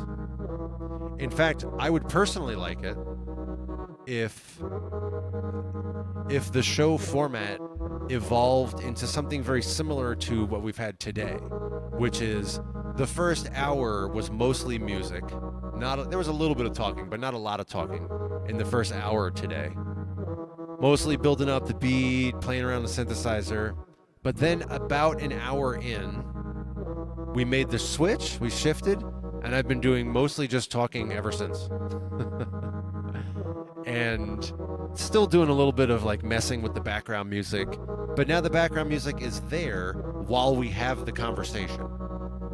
And now the rest of this stream here for the past hour and a half, 3/5 of the stream so far has been just this talking. That'd be cool if as we continue to grow together here on Reconsider Its Music Sketchpad, I would personally, for my selfish reasons, I would like it if over 1,000 subscribers, most streams have a solid 15, 20 or more people participating in good spirit, sincerely participating in these conversations. My regulars know the following. I happen to be a professional at public speaking, educating, leading group conversations. There's a whole professional skill set that goes along with that. I have that professional skill set. And not to make this boastful, I'm not saying the following in order to boast. I'm saying it just to give you a sense of like, I'm not joking around or playing games. I am, I have the skill in spades, so to speak, of being a educator, public speaker, engaging groups of people at a time in discussion. I'm not only an expert myself, as I've been an educator for over 25 years. I've taught thousands of people, but I also, I train others on how to be educators and speakers. So I'm a coach, and I coach people on how to do this. And furthermore, it doesn't stop there. I actually lead a team of coaches. So I train trainers of trainers. I'm not just a trainer. I'm not just a trainer of trainers. I'm a trainer of trainers of trainers. So I really know this stuff for real. And I have the ability to run a conversation very effectively, to run a discussion on a stream. Again, with people who are sincerely participating. People who really want to be there. 15, 20 people come through every stream, those are gonna be some good conversations. I'm gonna be able to keep that in place. So I'm interested in that for my personal purposes. Let's get to 1,000 subs here in 2026. By the time we go into 2027, let's be at 1,000 subs. Can we do that? I see that Trusto clarifies the movie from earlier, Day of Disclosure. Oh, is that new? I think I might have heard something about that the other day. I'm not familiar with that at all. It's some kind of alien-related thing. What was that movie that... Was it him? Was it Steven Spielberg? Or was it... What's the other guy? George Lucas? What was that movie where it was like an AI... But it was a robot, not a software AI. Oh, I don't remember it. I'm not even going to try to remember it or tell the story of it. But it was like a kid, a robot that was made to look like a human kid, and he was adopted by some family because they wanted a son or something. I remember some scene where he wanted to eat food, but as a robot, he didn't need to eat food, and furthermore, he wasn't equipped for it. But he went and ate some food anyway, and he had the food like all through his gears and machinery, and they had to rip him open and like take the food out. Whatever that movie was, that was alien oriented. Trusto says this new movie we're talking about, Day of Disclosure, comes out in June. Okay.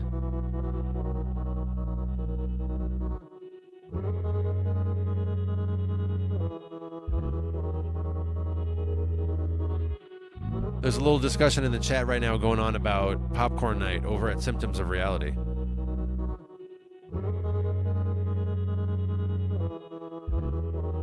It sounds like they're going to try to have one this week. That's cool. This month we have Jamuary. If you're not familiar with Jamuary, that's a month-long challenge by Hardware Jams partnered with another group called Petite Victory Collective. And they have, just for every day of the month in January, they have a challenge to make a song with some like simple thing. And I'm actually participating in 2 this week. Tomorrow, what's tomorrow's? Tomorrow is make a track with no drums. So I did that. It's, that's going to premiere tomorrow morning. In less than 12 hours, that's going to be released. It's already uploaded and automated.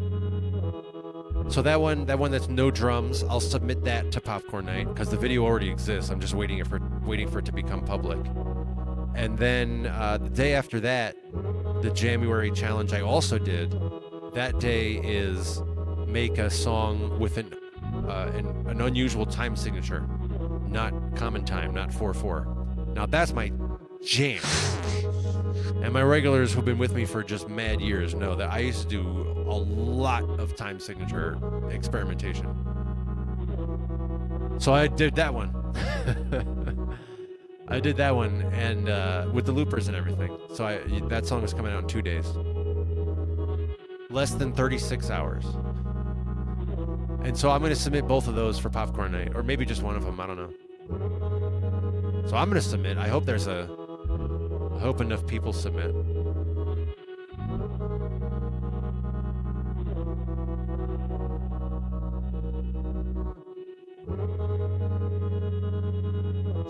Victor says, hey man, I got your back. I can talk. I am also trained in conversation techniques. Really? Oh, that's awesome. That's really cool to hear. That's not that common.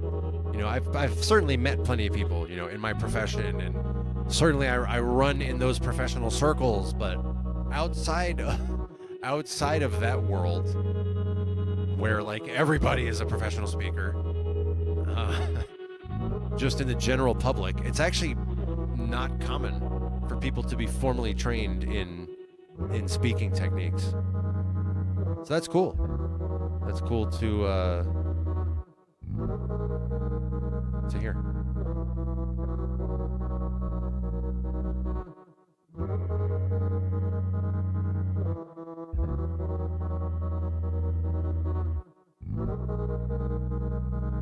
Whew, man. Friends, as I say, I love these conversations. As I look at the dashboard here, my stream dashboard, I see that it's we're at 2 hours and 41 minutes right now. I think that might be the longest stream I've ever done.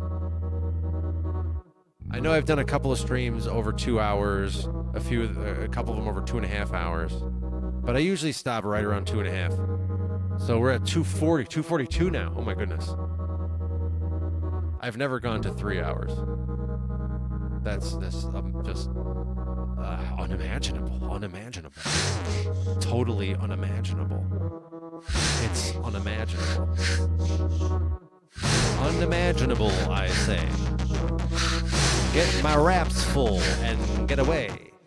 Hey, I may just lay some RA to the P's upon this, and that would appease your need to have some of that. Check it, nothing in fact would be doper. If I were to do that, yo, for sure, you're gonna think of that as your pinnacle example of dopeness. Pinnacle example of the flow which you dig a lot and you go with. You go toward and you approach. You know all of it and it's so amazing and attractive. That's what my raps is.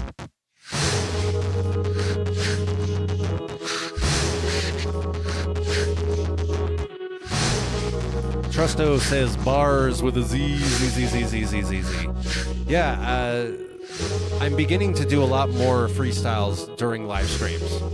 The past, I don't know, two or three live streams, including this one, I'm more consistently doing more bursts of a few, 4 bars, 8 bars, or if it, I don't know if I freestyled a full 16 in the past couple streams.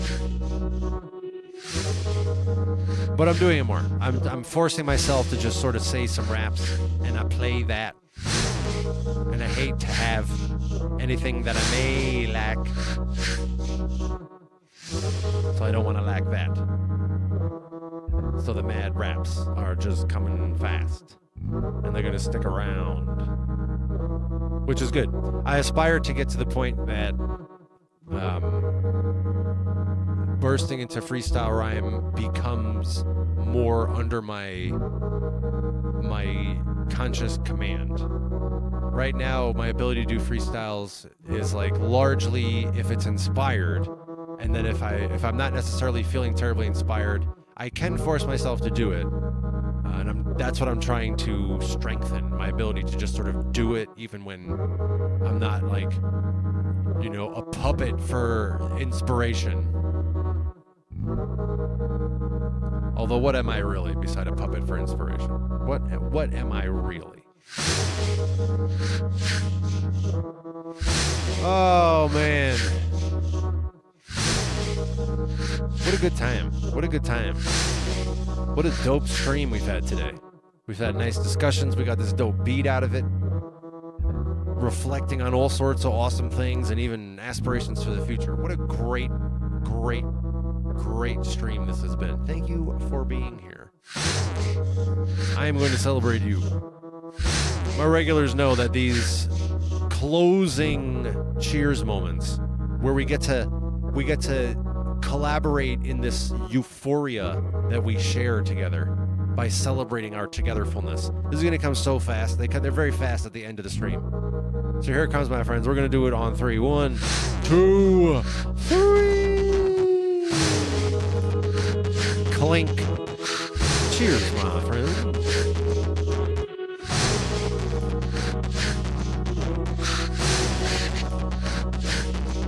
Oh, yes. The goodness. It should give some goosebumps. Which is really good. Please like this video. Please subscribe. Please share this video.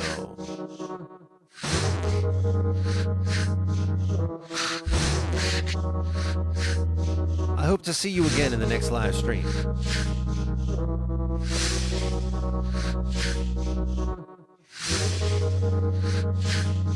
My regulars know that we get together multiple times a week to do these hangout streams. Your favorite online hangout. When we're talking, that's called Tinker Time. There's also its instrumental cousin, Unspoken, no words at all.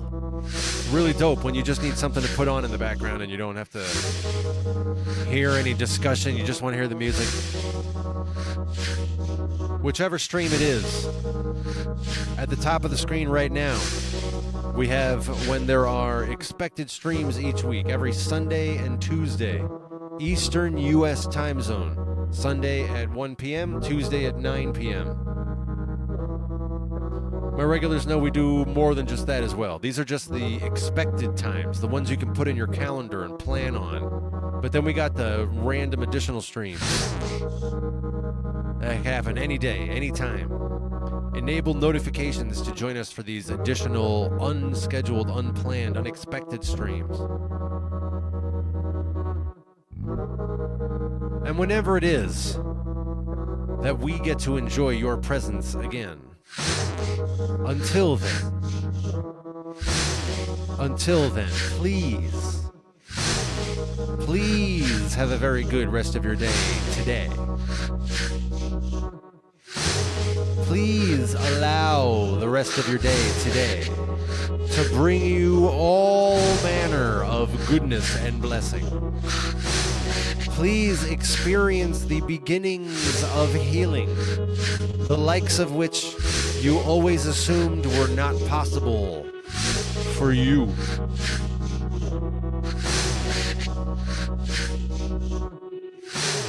Please allow yourself to become receptive. Please be receptive. All of this goodness and blessing. Please allow yourself to receive what is before you.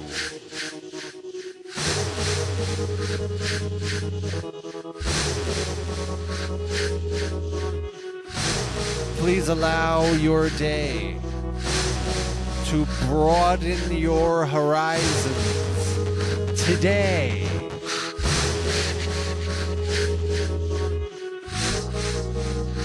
Please allow yourself to believe in new futures today. Please allow your mental health to be improved today. And I will see you in the next Reconsider It live stream.